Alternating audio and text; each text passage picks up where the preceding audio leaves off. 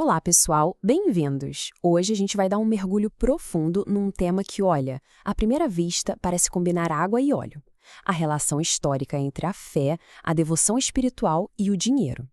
A nossa proposta nessa explicação de hoje é desvendar como conceitos teológicos lá do século XVI acabaram construindo a base do mundo dos negócios moderno.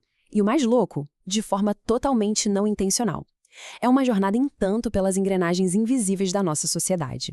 E para dar o pontapé inicial, a gente já bate de frente com aquele paradoxo milenar. Afinal de contas, o dinheiro é sagrado ou profano? Essa é uma pergunta que assombra filósofos, teólogos e economistas há séculos. Diferentes culturas em diferentes épocas olharam para a riqueza e enxergaram coisas completamente opostas. O mais interessante de tudo isso é como essa dualidade moldou o nosso comportamento através das gerações. Ela não dita só como a gente reza, mas também como a gente trabalha e, claro, como a gente gasta. É um contraste que chega a ser chocante. De um lado, a gente tem aquelas advertências super rigorosas do cristianismo primitivo, tratando a riqueza como uma tentação perigosa e reforçando a ideia de que o amor ao dinheiro é a raiz de todos os males. Aí damos um salto para a nossa modernidade e damos de cara com os sermões do Evangelho da Prosperidade, onde ter uma conta bancária recheada é basicamente sinônimo de bênção e do favor de Deus. Como é que a gente foi parar no outro extremo?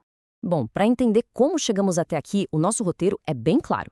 Primeiro, vamos dar uma olhada no Enigma de Weber, depois, na Ética Protestante. Aí a gente explora o paradoxo do lucro. Em seguida, avançamos para o Evangelho da Prosperidade e, para fechar, vamos debater a religião como mercado. Então, vamos começar pela nossa primeira parada. Ponto 1. O Enigma de Weber. Voltando lá para o comecinho do século XX, o grande sociólogo Max Weber bateu o olho num mistério histórico super intrigante. Ele percebeu o seguinte: na Europa daquela época, nas regiões onde existia uma população protestante maior, o desenvolvimento do capitalismo e o sucesso nos negócios eram nitidamente mais fortes. Era algo desproporcional. Os protestantes simplesmente dominavam a propriedade das empresas, o acúmulo de capital e os trabalhos mais qualificados. Enquanto isso, as áreas de maioria católica pareciam resistir um pouco mais a essa dinâmica de mercado. E aí o Weber parou e se perguntou: ué, mas por que isso está acontecendo? E é isso que leva ao pensamento central dele. O Weber sugeriu que essa vontade louca de ganhar dinheiro, esse pulso incansável pelo lucro, não é só a tal da natureza humana ou pura ganância inata. Na verdade, é o produto de culturas muito específicas. A grande sacada dele foi perceber que esse instinto capitalista era o resultado direto de uma programação cultural e religiosa bem pontual. O que nos leva diretamente ao nosso segundo ponto, a ética protestante. É aqui que a gente precisa destrinchar os conceitos teológicos da época. Traduzindo do jargão acadêmico para um português mais claro, a coisa toda se apoia em dois pilares. Primeiro, a vocação, ou Beruf em alemão. Foi Martinho Lutero quem trouxe essa ideia de que o seu trabalho do dia a dia é um verdadeiro chamado divino. Ou seja, trabalhar bem é uma forma de louvar a Deus. O segundo pilar é o que o João Calvino chamou de ascese intramundana. Parece um nome complicado, mas significa basicamente viver uma vida de extrema disciplina, trabalhando feito um maluco para agradar ao Criador, mas vivendo quase como um monge para evitar o pecado do luxo e do esbanjamento. Só que, com o passar das décadas, essa disciplina religiosa super rigorosa foi perdendo o caráter exclusivamente divino e ganhando uma cara mais secular. Aquela ansiedade enorme pela salvação virou um comportamento econômico altamente calculado. Pensem no Benjamin Franklin, por exemplo. Frases clássicas dele tipo tempo é dinheiro, crédito é dinheiro e a necessidade de uma contabilidade exata são exatamente a tradução laica, a tradução para os negócios, daquela antiga ascese protestante. O zelo espiritual virou, literalmente, o que a gente conhece como o espírito do capitalismo. E agora a gente entra no nosso terceiro ponto, o paradoxo do lucro. Gente, é aqui que mora a maior ironia de toda essa história que o Weber contou. Foi tudo um enorme acidente. Figuras históricas da Reforma, como o próprio Calvino e o Lutero, não tinham absolutamente nenhuma intenção de criar um sistema econômico global. Zero. O foco dos caras era única e exclusivamente a salvação das almas. Todo esse baita acúmulo de riqueza que surgiu depois foi, acreditem se quiser, só um efeito colateral inesperado. A mecânica desse acidente histórico é fascinante. Pensa nesse ciclo aqui. Passo 1. As pessoas começam a trabalhar obsessivamente porque isso é visto como uma forma de devoção a Deus. Passo 2. A própria religião proíbe estritamente de gastar esse suado dinheiro com luxos ou prazeres espontâneos. Qual é o resultado matemático disso no passo 3? o dinheiro sobra. O capital não tem para onde ir, então ele se acumula naturalmente e é reinvestido.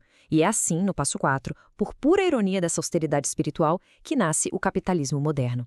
Tentar garantir um lugar no céu acabou redesenhando completamente a Terra.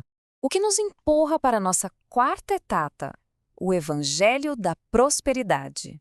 Dando um salto temporal enorme para a nossa era moderna, a relação entre o divino e o financeiro vira completamente de cabeça para baixo. Para entender isso, a gente precisa falar sobre a teologia da prosperidade. Esse é um movimento fortíssimo hoje em dia, que defende que coisas como riqueza material, saúde e sucesso são direitos divinos e provas reais de fé. Por outro lado, a pobreza ou a doença seriam sinais de falta de fé. Olha a loucura disso. Eles pegaram aquela ideia inicial do protestantismo histórico, que morria de medo da riqueza, e inverteram totalmente a lógica. Agora, ganhar dinheiro e exibir sucesso é o objetivo principal e explícito da fé. E a ruptura fica cristalina quando a gente coloca as duas visões lado a lado. De um lado, os primeiros puritanos dizendo que a riqueza é um perigo tremendo, uma tentação que te afasta de Deus e que o dinheiro precisa ser administrado de forma super austera. Do outro lado, o Evangelho da Prosperidade dizendo que a riqueza é uma promessa direta de Deus aos fiéis e que ela precisa ser ativamente exigida. Ter dinheiro virou o grande selo de aprovação divina. É uma reinterpretação teológica profunda que reflete muito as demandas da nossa sociedade de consumo atual. E assim, a gente chega ao nosso quinto e último ponto, a religião como mercado. Se a gente levar um pouquinho a análise e olhar com os olhos da sociologia, surge uma questão muito boa. O que acontece quando o pluralismo religioso começa a adotar as regras do livre mercado? Com a modernidade, o monopólio religioso caiu por terra. E como o sociólogo Peter Berger brilhantemente observou, numa sociedade pluralista, a religião vira uma escolha. E onde tem muita opção, adivinha? Tem concorrência. As diferentes igrejas começam a se submeter à lógica do mercado, precisando competir por fiéis do mesmo jeitinho que as empresas competem por clientes, sempre tentando oferecer as respostas mais rápidas para os desejos e angústias das pessoas. Mas a coisa consegue ir ainda mais fundo.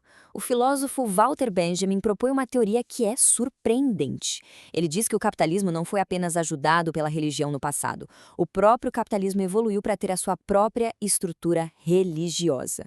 A ideia dele é que o livre mercado funciona hoje como a nossa principal religião, ditando os nossos valores mais absolutos, pautando as nossas esperanças de futuro e exigindo sacrifícios diários de todo mundo que vive sob as regras dele. Faz muito sentido, né? E para amarrar tudo isso, deixo aqui uma reflexão poderosa para a gente pensar. Depois de passar pela sese rigorosa lá do século XVI e chegar no consumismo espiritual dos nossos dias, fica a grande dúvida. No fim das contas, foi a devoção religiosa genuína que pavimentou o caminho para o mercado moderno? Ou será que foi a força implacável desse próprio mercado que acabou assimilando, padronizando e botando um preço na fé? É uma provocação incrível que resume bem essa dança eterna e complexa entre a nossa vida espiritual e a nossa vida material. Muito obrigado por acompanharem mais essa análise com a gente e até a próxima.